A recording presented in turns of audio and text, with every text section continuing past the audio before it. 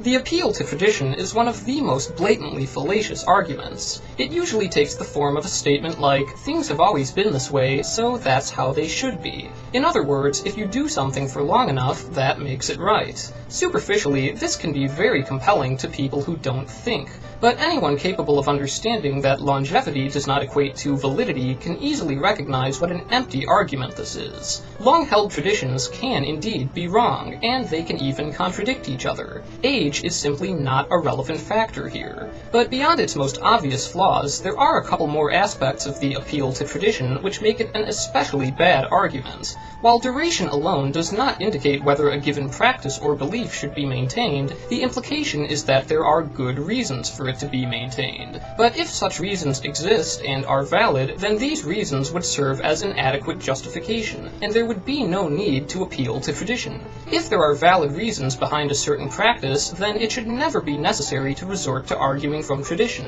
It is only resorted to when there are no valid reasons to continue a tradition.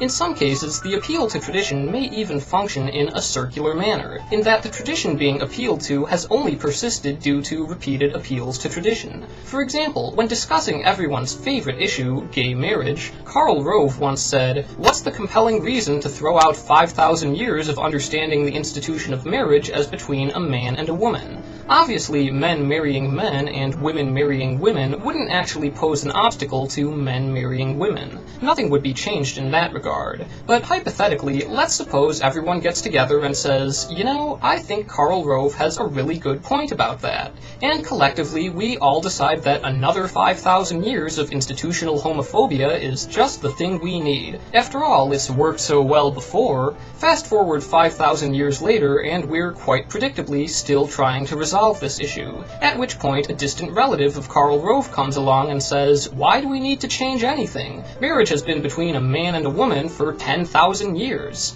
Now, why is that? Were there any actual reasons for reserving marriage as a heterosexual privilege? Well, no. It was only because people found tradition appealing. And now, the tradition being appealed to is specifically the result of an appeal to tradition. The only reason it's even a tradition is because of appeals to tradition. In this way, the appeal to tradition can become self-reliant and self-perpetuating. The intent of an appeal to tradition is to continue that tradition. Yet the continuation of that tradition is exactly what this appeal relies on. An argument that depends on its own application is just unsound. If there are any valid reasons for a tradition, then the argument renders itself unnecessary. But if it is necessary, this concedes that there are no such reasons, and it is therefore unjustified. Ultimately, the appeal to tradition isn't even an argument. It's an excuse for not having one.